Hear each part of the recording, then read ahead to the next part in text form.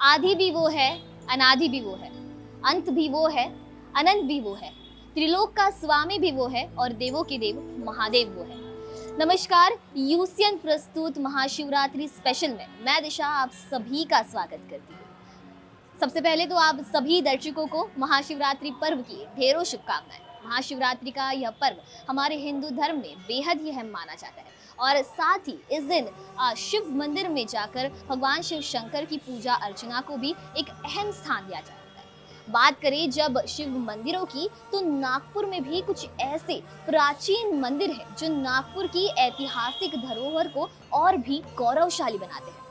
इस महाशिवरात्रि यूसीएन आपके सामने प्रस्तुत करने जा रहा है कुछ ऐसे ही प्राचीन मंदिरों को जिनकी ऐतिहासिक धरोहर ने हमारे नागपुर को और गौरवशाली बनाया है। इसी श्रृंखला में आज हम आए हैं महल स्थित कल्याणेश्वर मंदिर में, जो बेहद ही प्राचीन कालीन मंदिर है। आइए जानते हैं कि यहाँ का इतिहास क्या है और क्या कहती है यहाँ की इमारत। ओम नमः शिवाय, ओम नमः शिवाय, हर हर भोले नमः शिवाय। ओम नमः शिवाय, ओम नमः शिवाय, हर हर भोले नमः शिवाय। आपसे जानना चाहूंगी कि इस मंदिर का क्या इतिहास रहा है, इसके पीछे की कहानी क्या है? कल्याणेश्वर शिव मंदिर ये 400 वर्ष पुरातन भोसलेकालीन ऐतिहासिक और जागृत देवस्थान है। यहाँ पर जहाँ अभी ये भव्य दिव्य मंदिर दिख रहा, यहाँ पर एक 10 बाय 10 का छोटा लकड़े का एक छोटा मंदिर था और उसमें भगवान हनुमान जी और शिव जी की पिंड थी।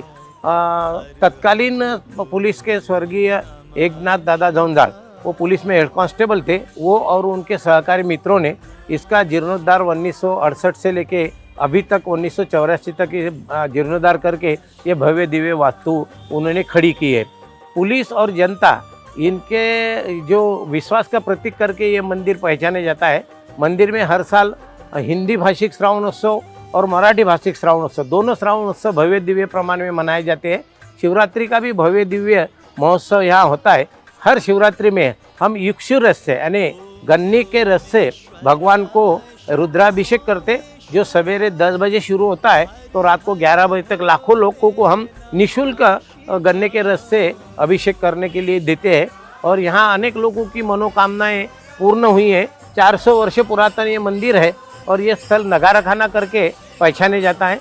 भोसले राजा के जो अश्वदल है वो यहाँ रहता था और जब नगर भ्रमण के लिए निकलते थे तो यहाँ नगारा बजा के उसका जनता को सूचित किया जाता था, इसलिए नगारखाना इसका नाम पड़ा है और नगारखाना परिसर का कल्याणेश्वर मंदिर करके ये पहचाने जाता है। यहाँ माजी पंतप्रधान नरसिंह राव जी और अनेक मंत्रियों ने यहाँ भगवान को अभिषेक करके आशीर्वाद प्राप्त किए है। अभी माननीय नितिन जी गडकरी जो केंद्रीय मंत्री है, उन्होंने इसका जीर्णोद्धार करने का भव्य दिव्य यहाँ कॉरिडोर ये करने का उन्होंने प्रोजेक्ट बनाया है, जो अभी मंजूरी के लिए शासन के पास भेज दिया है। जल्द ही इसका जीर्णोद्धार होने वाला है। हमारे साथ है नागपुर के जाने माने आर्किटेक्ट और साथ ही TEDx स्पीकर संदीप पाठी। नमस्ते। नमस्ते। आपसे मैं ये जानना चाहती हूँ कि कल्याणेश्वर द्वार के बारे में कई सारी चीज़ें कही जाती है और इसका आर्किटेक्चर भी बेहद ही खास है, क्या बताएंगे? मैम, जब हम जैसे कल्याणेश्वर द्वार की बात करेंगे तो हमें ये जानना ज़रूरी है कि शहरी व्यवस्था में ये द्वार कहाँ पे खड़ा है। किसी भी जगह के अंदर जाने के लिए पहले भव्य द्वार होते थे, वो उसकी सिर्फ एंट्री ही नहीं बट उसका एक पूर्ण स्वरूप भी डिफाइन करते थे। आर्किटेक्चर में हम लोग काफ़ी इंपॉर्टेंस फॉर्म को देते हैं, तो गेट का जो फॉर्म है वो अभी भी वैसा ही है। तो इसका जो हाइट है अगर आप देखेंगे तो काफ़ी ऊंचा है। इसके सेंट्रल एरिया में अगर आप देखेंगे तो वॉल्ट्स है, मतलब 2 तरीके से और 4 तरीके से आर्चेस इसको मिलती है। इसकी एंट्रेंस में अगर आप देखेंगे तो यहाँ पे एक तरीके से मल्टी फोइलेटेड आर्चेस है, माने ऐसा आर्च है जिसमें काफ़ी सारे डिज़ाइंस उस तरीके से दिए गए हैं। तो इसका जो डिज़ाइन है वो इसको मराठा आर्च या मराठा आर्किटेक्चर का प्रतीक बनाता है।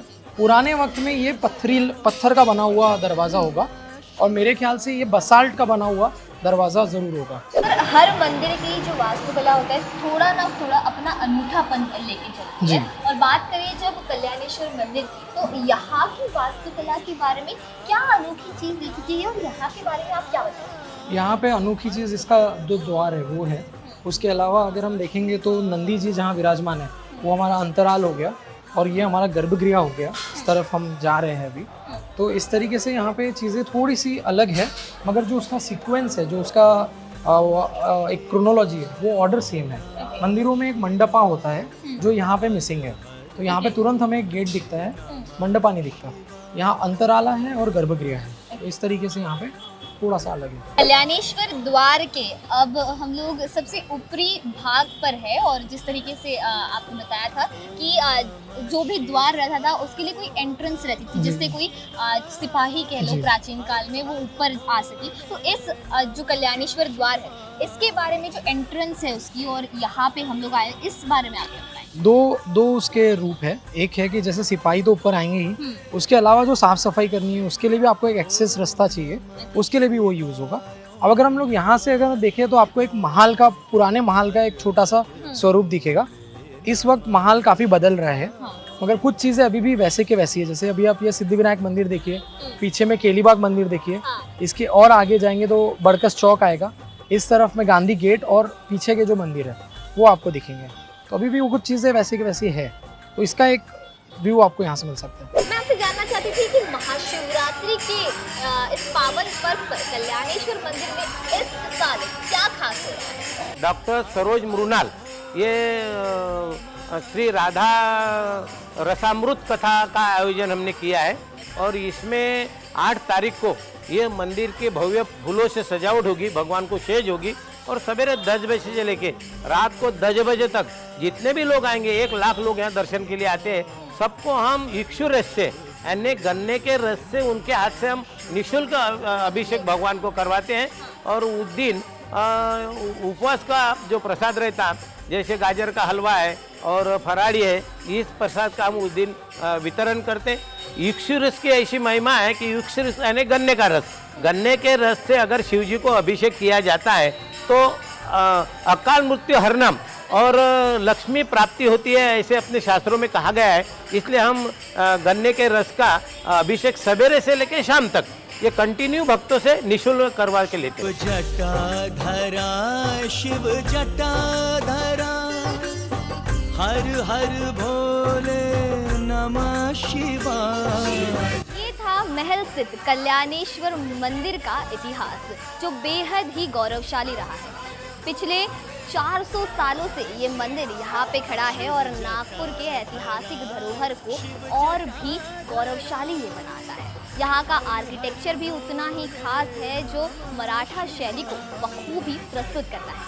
आज के इस एपिसोड में फिलहाल के लिए इतना ही। मुझे दीजिए इजाज़त और फिर एक बार आप सभी को यूसीएन की पूरे परिवार की ओर से महाशिवरात्रि की ढेरों शुभकामनाएं। मेरे शंभू बाबा, मेरे भोलेनाथ, तीनों लोक में तू ही तू।